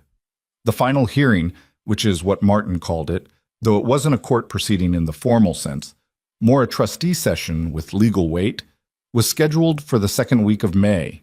All parties were notified. Garrett was notified. Robert Mercer was notified, though his role in what came next was minimal, and he knew it. The two remaining trustees, Patricia Alderman and Wallace Drum, were present. Martin was present, and I was present, in the same charcoal wool suit with the same pearl earrings, because I had decided early on that I was going to walk into every room that mattered looking exactly like myself. The drive there was different from the February drive. Same gray sedan, same Martin beside me. But the light was different. May light, longer and softer than February's. The kind of light that makes the world look like it's reconsidering itself. And something in me was different too. February me had been braced. May me was settled. The distinction matters. Braced is when you're waiting to absorb an impact. Settled is when you already know what you're going to do and you've made your peace with it. Martin asked, about halfway there, "How are you feeling?" "Clear?" I said. He nodded. He seemed to believe it, which was appropriate because it was true. Garrett was already in the conference room when we arrived. This time he didn't have attorneys with him. Brannick and Hale had formally withdrawn from the matter in late March, which I'd heard about through Martin and hadn't commented on. Garrett sat alone on his side of the table, without Robert, without anyone, and when I walked in, he looked at me with an expression I'm still not entirely sure how to describe. Not hopeful, not defeated, something in between, something that had accepted the uncertainty and was waiting inside it rather than fighting it. For Garrett, who had spent most of his adult life trying to control outcomes, that quality of waiting looked unfamiliar on him. It looked, if I'm honest, like the beginning of something. Whether that something would last or not, I didn't know. I still don't know, but it was there. "Good morning," I said. "Good morning, Mom," he said. Patricia Alderman opened the session. The formalities were brief because we'd done the preparatory work in the weeks prior. This session existed for one purpose, which was the formal presentation and execution of the restructured distribution plan. Martin had drafted it. I had revised it. We had gone back and forth on it for 6 weeks, and what existed now was a document I believed in, which is not a thing I say lightly. Martin presented it. He walked through the components methodically, the way he does everything. I watched Garrett's face while Martin talked, the same way I'd watched it in February, reading what it showed me. The first component was the Garrett allocation, a structured trust disbursement.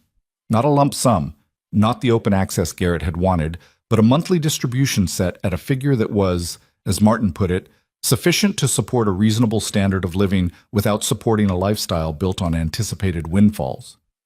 It came with conditions: quarterly financial reporting to the trustees, documented evidence of income-generating activity, and a provision that any financial commitments made against anticipated trust funds, like, for example, a commercial property deposit, would not be absorbed by the trust and remained Garrett's personal obligation to resolve. Garrett's jaw tightened slightly at that last part. I watched it tighten, and I watched him choose not to say anything, and that choosing was, I thought, more meaningful than the tightening. The second component was the one that mattered most to me. The Mercer Community Foundation, a charitable foundation established through the trust, funded with the majority of the estate's investment assets, governed by an independent board that I would chair for as long as I was able and willing.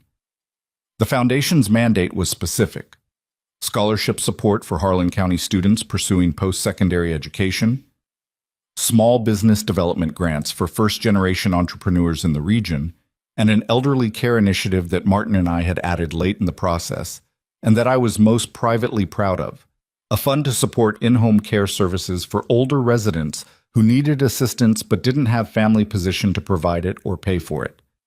That last piece had come from something specific.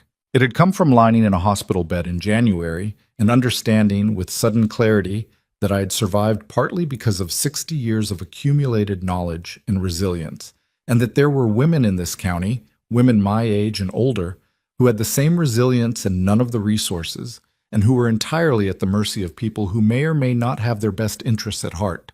I knew what it felt like to be at someone's mercy. I did not want other women to be there without a net beneath them. The third component was the cabin. The Blackthorn Mountain property, the one Dale and I had gone to that January morning that started everything I was keeping. I was going to fix the roof, properly this time, and I was going to spend time there, because it was mine and it held things I wasn't ready to let go of, and because the fact that something painful happened near a place doesn't mean the place itself is lost to you. You take it back. You walk back into it, and you sit in the kitchen, and you let it be a place again instead of a wound. Martin finished presenting. The room was quiet.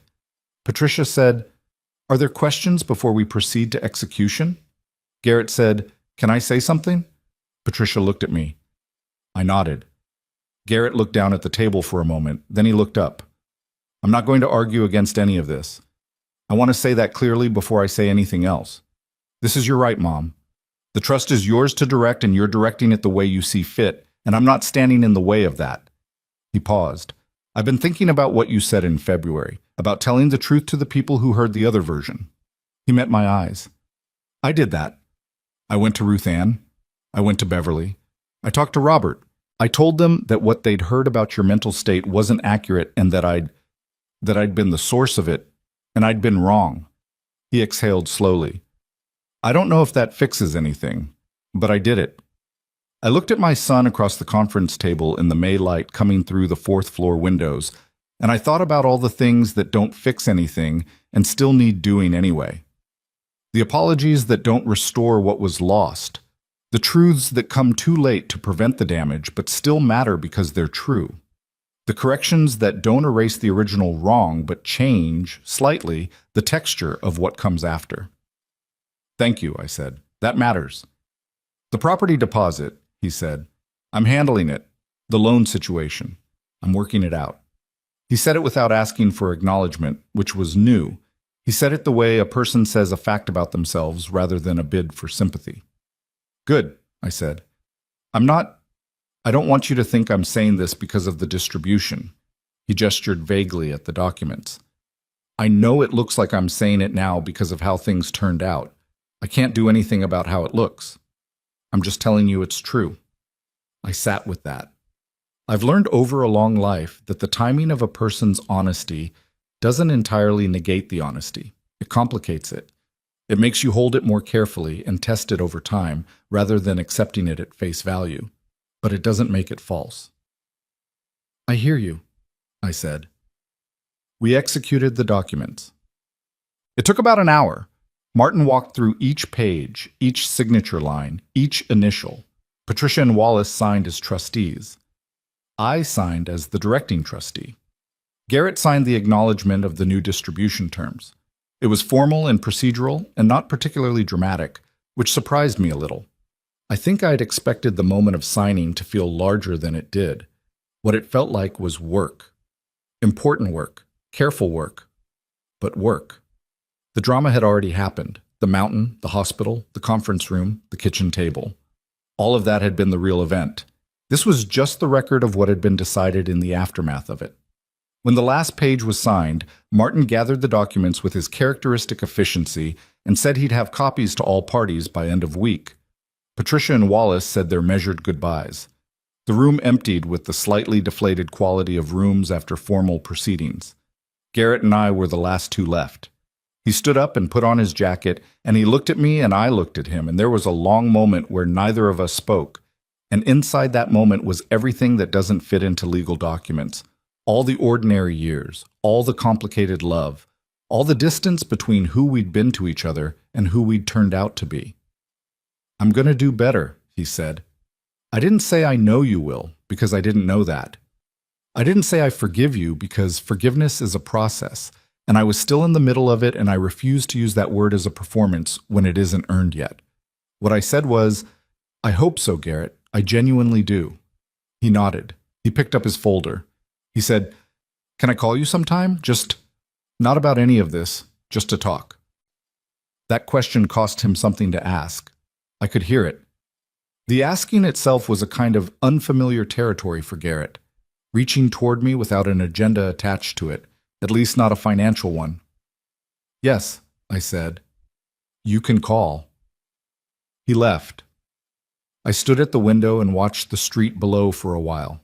The May afternoon in full effect, people moving through it without knowing anything about the room I was standing in, or what had just been signed at the table behind me.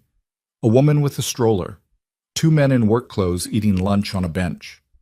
The world doing its ordinary thing, entirely indifferent to the specific gravity of my morning.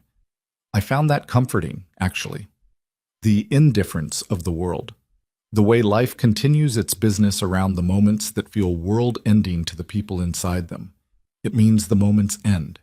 It means the after exists. I want to tell you about the first scholarship recipient, because it's the part of this story that I return to most often. Her name was Danny Wyatt. She was 19 years old, from the east end of Harlan County, the first in her family to finish high school with honors. Her mother worked at the county laundry. Her father had been injured in a work accident 3 years prior and hadn't been able to work since. Danny had been accepted to the state university's nursing program and had a partial grant and a part-time job offer, and a gap of about $8,000 that was standing between her and enrollment. The foundation's first grant review happened in early August. The board, 5 people, none of them me, because I'd insisted the board be independent even though I chaired the oversight committee, reviewed 12 applications. Danny's was one of them. I didn't know her name when the board reviewed hers. I only knew the names after the decisions were made and the letters went out. I met her in September at a small reception the foundation held at the county library. She was a serious girl with a firm handshake and the particular quality that very capable young people sometimes have, a contained energy, like something running efficient and clean beneath the surface. She thanked me for the foundation. I told her the foundation thanked her for doing the work that made her worth supporting. She looked at me for a moment, this 19-year-old, and she said, "How did you know to start this?" I thought about how to answer that, about the mountain and the storm and the taillights disappearing into white, about the ranger station and the fire I'd built and the hours of sitting with my own thoughts in the dark, about the hospital bed and Martin's careful voice and the conference room in February and the kitchen table in late February and the suit I'd worn in May. I said, "Someone reminded me what strength is actually for." She didn't ask who, she just nodded, like that was an answer that made sense to her, and we talked for a while about the nursing program and what she was studying and what she wanted to do with it. She wanted to work in rural elder care. She wanted to stay in Harlan County and take care of people here who didn't have anyone to take care of them. I had to look away for a moment when she said that, just briefly, just long enough to get myself back. I've been thinking about what to say to you, whoever is hearing this story, wherever you are. And I find that what I want to say is not complicated, even though the getting here was. I am 72 years old, I've been a daughter and a wife and a mother and a widow and a survivor, and now, I suppose, something like a builder again, which is the thing I've always been most comfortable being. I've made mistakes that I carry. I've loved people who didn't always deserve it and withheld love from people who might have. I'm not a simple person, and this wasn't a simple story, and I don't want to reduce it to something simpler than it was. But here's what I know. The people who love you for what you have will leave you in the cold the moment they think the having is in danger. I don't say that to be cruel. I say it because it's true, and because I wish someone had said it to me clearly enough, early enough, that I might have protected myself sooner. Love that depends on your resources is not love. It is a transaction wearing love's clothes. And the terrible thing about transactions wearing love's clothes is that they can fool you for years. They can fool you for decades, because they borrow the language and the gestures and the history of the real thing. You are not obligated to fund a transaction that is calling itself love. You are not obligated to remain available to people who are building cases against you. You are not obligated to soften the impact of consequences that someone else earned through their own choices, even if that someone is your child, even if it costs you something you never expected to have to pay. Protecting yourself is not a betrayal of love. It is the act of someone who understands that they have a self-worth protecting. I have watched women my age, women older, women in the years just ahead of me on the road, give everything they had to children who took it without looking back, and then have nothing left. Not money, not property, not dignity, not the right to make their own decisions about their own lives. I have watched them apologize for existing inconveniently. I have watched them make themselves smaller and smaller, trying to take up less space in the lives of people who should have been grateful for the space they were given. I will not do that. I did not do that. I stood on a mountain road in a blizzard, and I walked back up the hill, and I built a fire, and I held on, and when I came out of it, I was still myself, still the woman Dale trusted, still the woman Howard Mercer built that trust around, still someone with authority and judgment and the right to use both as I saw fit. No one gave me that. I kept it. Keeping it required everything I had, and I would do it again. Here's what else I know. It is possible to love someone and be done letting them hurt you. Those two things can exist in the same chest at the same time. You don't have to hate your son to refuse to be destroyed by him. You don't have to pretend the betrayal didn't happen in order to leave room for whatever comes after it. I am still Garrett's mother. I will probably always be Garrett's mother in whatever incomplete and complicated way that remains possible for us. But I am also Evelyn Mercer, sole surviving trustee, woman who built a fire in a ranger station at 72 years old and waited for morning. Those things are not in conflict with each other.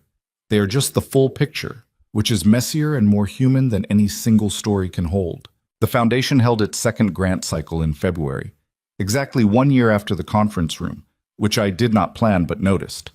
14 applications, 9 awards, a young man from the county's north end studying civil engineering, a woman in her 30s going back for a nursing degree after raising 3 kids alone, a first-generation business owner who wanted to open a home care agency, which, when I read that application, made me put it down and pick it up again twice before I was sure I'd read it right. The Elderly Care Fund made its first disbursements in October. 11 families in Harlan County received support for in-home care hours they couldn't afford on their own. I know 2 of those families personally. I did not tell them the money was connected to me. That's not what it's for. What it's for is the same thing the whole structure is for. The thing Howard wrote down in 1987 and Dale maintained for 40 years, and I finally, fully understand now, money should follow character. Not bloodline, not proximity, not whoever shows up with the best prepared legal argument. Character. Work. The quiet, unglamorous, uncelebrated work of people who are trying to do something real with their lives and just need one door to open. I am the door now. That is not a small thing to be vaccinated. Carol came for dinner last Thursday. She brought wine she knows I like, and we sat in my kitchen until 10 o'clock talking about everything and nothing. Her grandson, a book we'd both read, the spring planting she was planning for her backyard. At some point, she looked at me across the table with the expression she gets when she's been thinking about something for a while.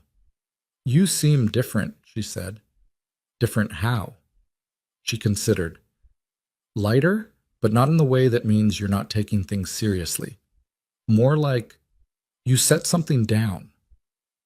I thought about that, about what I'd set down and what I'd picked up instead, about the weight of waiting to be seen clearly by someone who had already decided what they were looking at, about what it costs to carry that kind of waiting for years, the way you carry a heavy bag without noticing how heavy it is until you put it on the ground and feel your shoulders release. "I think that's right," I said. She poured more wine. "Are you happy?" I sat with that question for a moment because it deserved a real answer.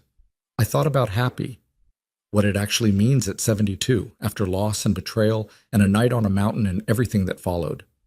I don't think it means the same thing it means at 30. It's not the light, uncomplicated thing it sometimes is when you're young and haven't yet had reason to understand its opposite. What I felt, sitting in my kitchen with my good friend and my wine, and the spring night coming in through the open window, what I feel most mornings when I wake up at 5 and stand at the window with my coffee and watch the light come up over the tree line, is something quieter than happy, something more durable. The feeling of being in your own life, fully, without apology. The feeling of knowing exactly who you are and having built something that reflects it. Yes, I said. I think I am. She smiled at me. We finished the wine. Monk. The roof on the Blackthorn cabin was repaired in June. Proper materials this time.